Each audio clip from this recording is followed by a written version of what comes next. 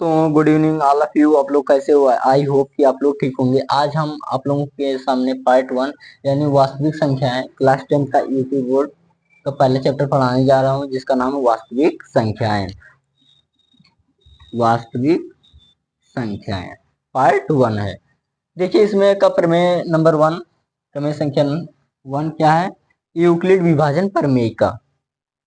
Euclid विभाजन प्रमेय का यह क्या बोलता है? इसमें देखिए दो धनात्मक पूर्णांक ए और बी,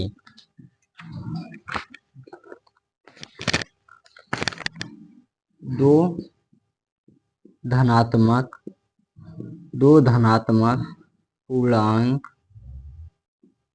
पूर्णांक ए और बी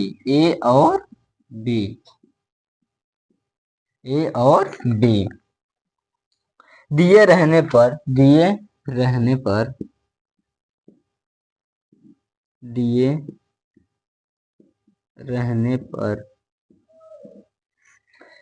रहने पर ऐसी अद्वितीय पूर्ण संख्याएं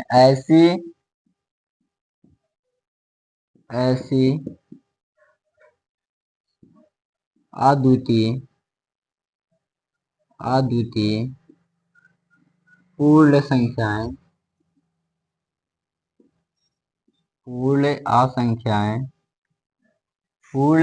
संख्याएं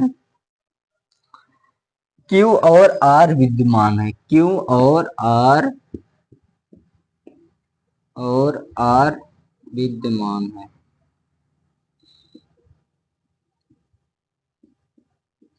Q और R विद्यमान है कि A equal to BQ plus R।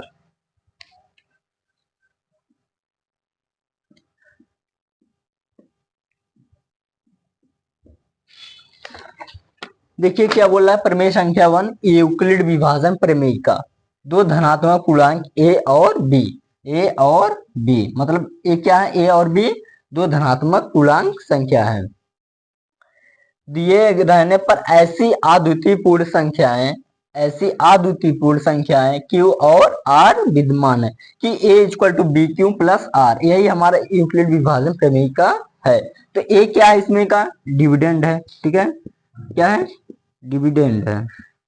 अब B क्या है? डिवाइजर है। और Q क्या है? क्वोशिएंट है। क्या है? क्वोशिएंट। और R क्या है? रिमाइंडर है। ठीक है, क्या बोला? A equal to B Q plus R dividend है। A क्या है? डिविडेंड है। B क्या है? डिवाइजर है। और Q क्या है? क्वोशिएंट। और R रिमाइंडर है। अब देख लीजिए जीरो मतलब यह R जो है या तो जीरो भी हो सकता है, लेकिन R क्या है? R जीरो भी हो सकता है और जीरो से बड़ा भी हो सकता है।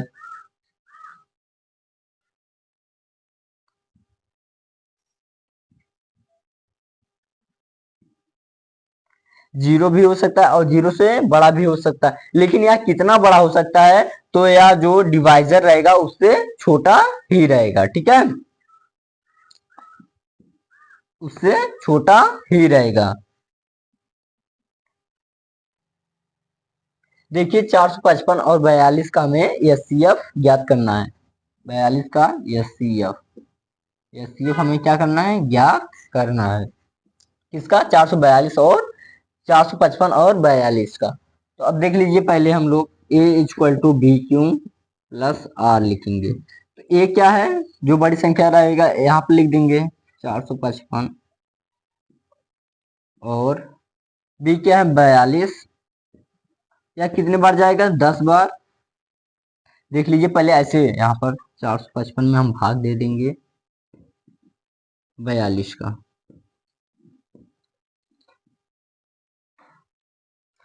10 बार जाएगा तो यह 420 हो जाएगा। ठीक है,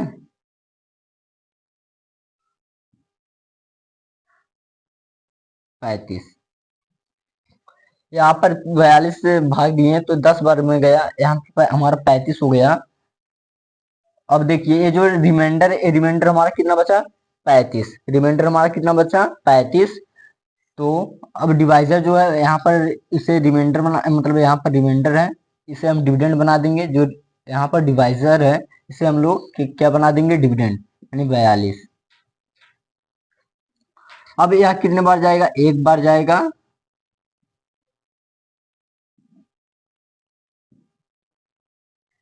सात। और फिर ये रिमाइंडर हमारा कितना बचा, 7 बचा।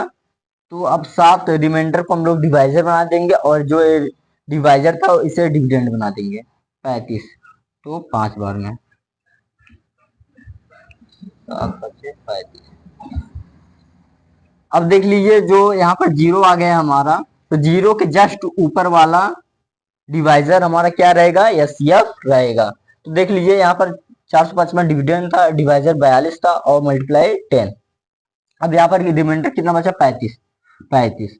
फिर उसके बाद हमारा यहाँ पर क्या था, 42 डिविडेंड था, 42 डिविडेंड और 35 डिवाइजर था और क्वोशिएंट कितना था, 1 और रिमाइंडर कितना बचा, 7। अब देख लीजिए यहाँ पर डिविडेंड क्या बनेगा, 35 और 7 डिवाइजर और क्वोशिएंट कितना है, 5 और रिमाइंडर कितना बचा, 0। तो हमारा एससीएफ क्या आएगा, 7। हमारा एससीएफ क्या आएगा, 7 आएगा। चलिए देखिए अब दूसरा एग्जांपल देख लीजिए, उदाहरण नंबर 4। एक मिठाई विक्रेता के पास 420 काजू की बर्फियां और 130 बादाम की बर्फियां हैं। क्या बोल रहा, एक मिठाई विक्रेता के पास, मतलब क्या बोल रहा, एक मिठाई विक्रेता के पास 420 काजू की बर्फियां हैं, 420 काजू की बर्फियां हैं, हैं 420 काजू की बर्फियां हैं और 130 बादाम की, 130 बादाम की हैं, बादाम की। फिर उसके बाद क्या बोल रहा, वह इनकी ऐसी ढेरियां बनाना चाहता है कि प्रत्येक ढेरी में बर्फियों की संख्या समान रहे तथा ये ढेरियां बर्फी की परात में न्यूनतम स्थान घेरे। इस काम के लिए प्रत्येक ढेरी में कितनी बर्फियां रखी जा सकती है। तो इसका हमें क्या पूछ रहा है, एससीएफ पूछ रहा है। 420 काजू की बर्फियां और 130 बादाम की बर्फियां हैं। तो हमारा क्या पूछ रहा है, एससीएफ पूछ रहा है। 420 पहले लिख देंगे, A equal to B Q plus are, A equal to B Q plus R. तो डिविडेंड क्या है, 420 और डिवाइजर 130। तो यहाँ पर अगर हम लोग करेंगे भाग 130 में कितने बार जाएगा, 4 बार लेकर जाएंगे तो ज्यादा हो जाएगा, फिर 3 बार लेकर जाते हैं। तो देखिए यहाँ पर 0 हो गया और यहाँ पर 3। फिर ये डिविडेंड हमारा 30 आ गया, डिविडेंड हमारा क्या आया, 30 आया। तो ये जो ये डिवाइजर है उसे हम लोग डिविडेंड बना देंगे यहाँ पर 130। अब यहाँ पर कितने बार लेकर जाएं, 4 बार, बच गया 10 हमारा क्या बचा है, रिमाइंडर। तो यहाँ पर डिवाइजर क्या है, 30 है, तो इसे डिविडेंड बना देंगे और यहाँ पर 30 कट गया, यानी यहाँ पर क्या आ गया, 0 आ गया। अभी हमने बताया कि 0 के जस्ट ऊपर वाला डिवाइजर हमारा एससीएफ होगा। एससीएफ हमारा कितना आया, 10 आया। अब देख लीजिए फार्मूला पर रखेंगे तो 420 इसको इक्वल टू 130, मतलब 130।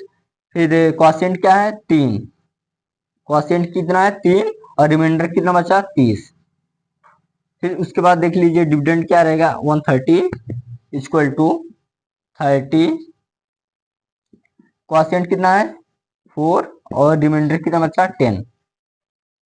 अब देख लीजिए इसके बाद यहाँ पर 30 डिविडेंड हो गया, 30 डिविडेंड हो गया और 10 हमारा डिवाइजर है। क्वोशिएंट कितना है, 3 और रिमाइंडर 0 और हमारा एचसीएफ कितना आ गया, 10 आया, एचसीएफ 10। देखिए 420 काजू की बर्फियां दिया था और 130 बादाम की बर्फियां। तो इसका एचसीएफ में पूछा था, तो a equal to B Q plus are, a Euclid विभाजन प्रेमिका है। फिर उसके बाद देख लीजिए, हम इसी फार्मूला पर रखें 420, यहाँ पर डिविडेंड की जगह पर रखें, और बी 130 यानी डिवाइजर, और क्वोशिएंट कितना 3, और रिमाइंडर कितना बचा 30, तो यहाँ पर रख दिए। फिर उसके बाद यहाँ पर डिविडेंड क्या 130 है, फिर उसके बाद डिवाइजर कितना 30, मल्टीप्लाई किए 4 से, फिर उसके बाद रिमाइंडर कितना बचा 10, फिर उसके बाद यहाँ पर 30 क्या है डिविडेंड है, और डिवाइजर 10 है, मल्टीप्लाई 3 से हुआ, फिर यहाँ पर रिमाइंडर कितना बचा 0, एचसीएफ हमारा कितना 10 आया।